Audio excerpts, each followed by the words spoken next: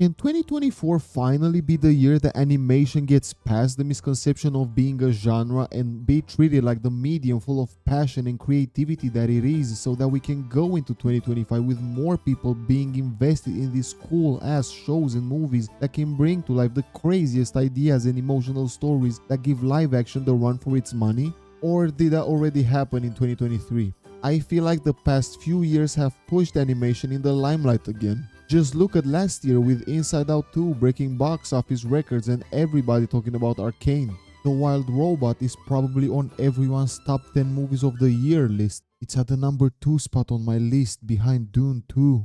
And X-Men 97 was the most exciting thing coming out of Marvel since Endgame, which is crazy considering that we also got Deadpool and Wolverine this year. Seeing how well animation is doing, I'm asking myself, why the fuck is nobody talking about Vox Machina?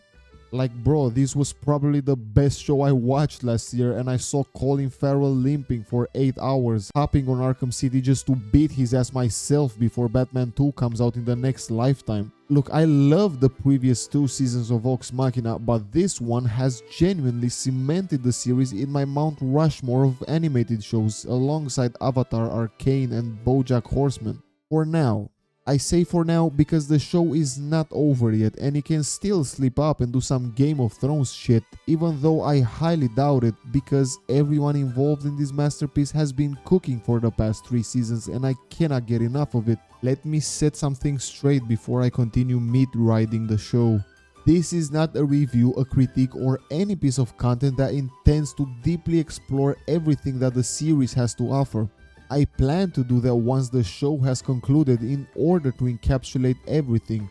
The purpose of this video is to purely shout out the series, create that conversation and direct as many people as I can to experience this masterpiece and see for themselves how fun it actually is. Look, I know you watched Arcane, right? Who hasn't at this point? So I know that you want to fill that empty part of your soul with something. This is your sign that Vox Machina is the missing piece you are looking for. Also Blue Eye Samurai.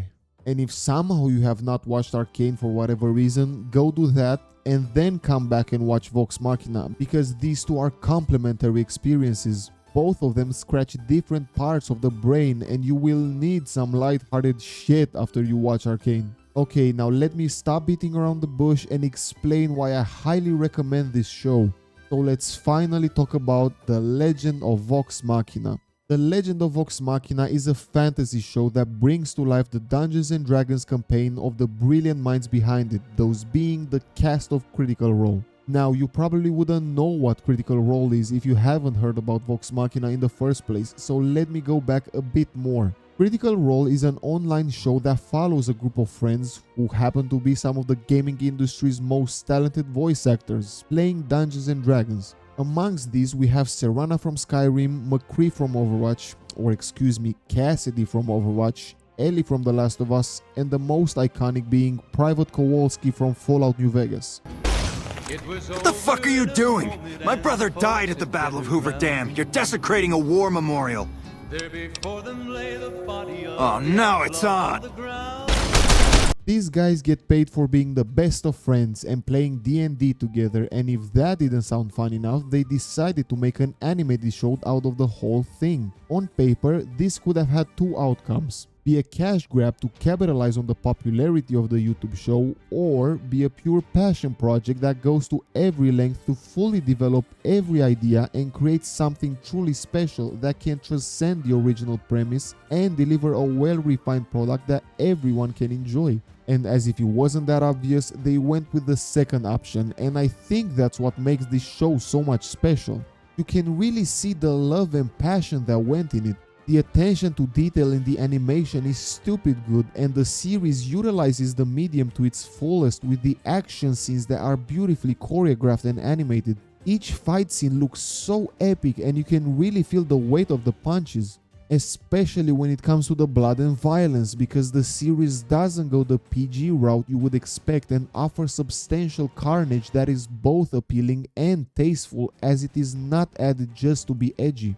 The same thing can be said about the Fox. What have those fuckity folks ever done for us? and the literal fucks, as the series sets out to tell a mature story that portrays relatable hardships despite the setting being filled with dragons and magic. If we are talking about the setting, Vox Machina perfectly portrays a D&D fantasy world filled with all the mystical creatures and MacGuffins you can imagine, highlighting the diversity when it comes to basically everything, from the people to the locations and the story arcs. If you're not into fantasy, you will probably not enjoy this show, as Vox Machina doesn't reinvent the wheel because it has to stick to the source material, but it delivers a product that embraces being Fantasy 101 and just ramps out the levels of fun that comes with the genre. You have seen these elements arranged in this manner before, however, the show sprinkles its own spins and twists all throughout the story in order to create its unique charm and aesthetic. Listen, I can continue rambling about how the gorgeous art style and animation grabs the viewer's interest and never lets the foot off the gas pedal, as the scope of the action keeps growing, as well as how the action set pieces make the entire experience more dynamic and thrilling due to the level of care and attention that is put behind them. However, the uncontestable appeal of Vox Machina stands on the shoulders of the story and the main characters at the center of it. Who would have thought that a series based on a YouTube show whose main appeal is the dynamic and chemistry between the main group of friends would place all its chips into replicating the same aspect only in animated form through proper character development and well-paced storytelling? That's the sauce behind both Critical Role and Vox Machina. The power of friendship. And whilst I think it's easy to just have fun and be yourself with your close friends, leading to people naturally gravitating towards the positive environment you created, I believe that the ability to translate the same vibe into another medium that is more controlled rather than spontaneous is truly commendable. The entire show feels like you are indeed watching a group of unlikely friends going on a grand adventure filled with as many high points as low points when it comes to the tension between the members of the party. Vox Machina is the textbook definition of your typical D&D party of adventurers and mercenaries, covering every critical role that you can play as. You have your druid, your cleric, your barbarian, your rogue, your bard, your ranger / archer, I think, and your gun guy? I don't know, man. I haven't played D&D as I live in Romania, but Percy got the strap. Like I've already said, you've seen these pieces put in this type of context before, but let me tell you, you have not seen these specific pieces whose character depth may go deeper than you might imagine. And that's my selling point when it comes to recommending this show. The characters' personalities are so well put together and their chemistry keeps you invested into following their quest to the end. The dialogue is obviously well written with a great emphasis on comedy that is also well balanced with really serious story beats, so that you can have your fun without turning everything into a joke and lose the tension. That's how the show is paced as well, going from hilarious turns of events to nail-biting cliffhangers as everything gradually ramps out throughout the story. Nothing stays in place when it comes to Vox Machina, and I think that is always a good sign for quality storytelling. Speaking of storytelling, the story doesn't go the Final Fantasy route and keeps things pretty simple and easy to follow, as the structure of the show is compact, throwing all the filler, pointless, convoluted bullshit out the window. You know Neil Druckmann's motto, simple story, complex characters? Well, it looks like both Ellie and Abby took a page out of his book and decided to apply the same thing here, because as I mentioned, the center stage belongs to our cast of heroes.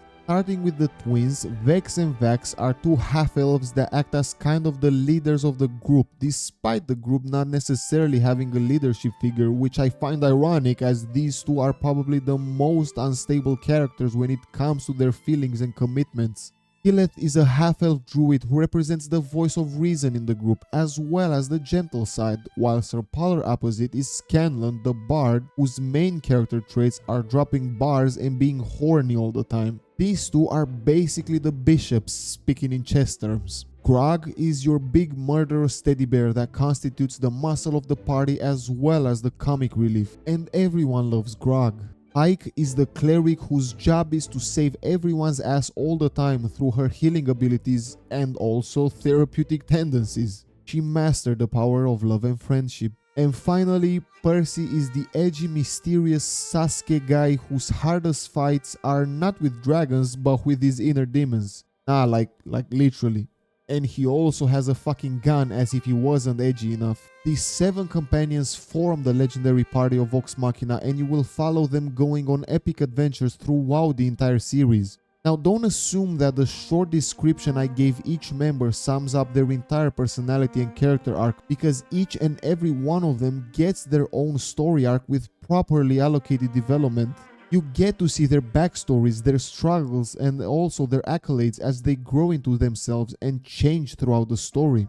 Nobody gets left out as the character they were in the first episode, or hell, even the first season. Although internal conflicts are constantly present as each party member tries to overcome their own personal struggles, external factors that threaten the fate of the world keep piling on. The villains are as developed and interesting as the main cast, with their own personal vendettas related to members of Vox Machina and evil plans to destroy or rule the world. That is basically the circular progression of the story, as our heroes go on their quest to stop the big bad guy just for someone more powerful and more evil to pop out unannounced to fuck everything up even more for everyone. And that's how I can basically bundle everything that I love about Vox Machina into a sales pitch that doesn't ruin the fun of experiencing this adventure for the first time, as I highly recommend everybody to give it a watch. You are going to be visually stimulated by the gorgeous animation and the multitude of stunning locations where breathtaking fight sequences take place. The action is precise, brutal, and satisfying, and I can say the same thing about the dialogue, combining crude humor with empowering speeches and heartfelt monologues. The story, although simple, is well paced and gripping, keeping you invested to see how the heroes are going to pull this one off. And speaking about the heroes, the protagonists are going to be the reason you will love this show. That's what I hope.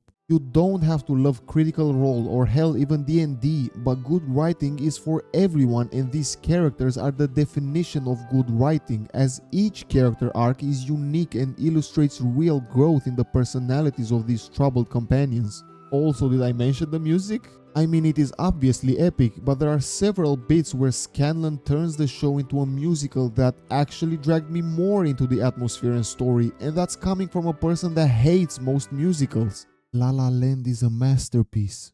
I feel like the first season is a perfect setup for the story. Season 2 improved basically all aspects that made the first season great, and Season 3 went all balls to the walls and just delivered straight up gas, leaving room for a little bit more. And I'm sitting here hoping that the show goes for that amazing conclusion where everything is tied up nicely with a little bow and every character gets their proper ending that best fits their character arc.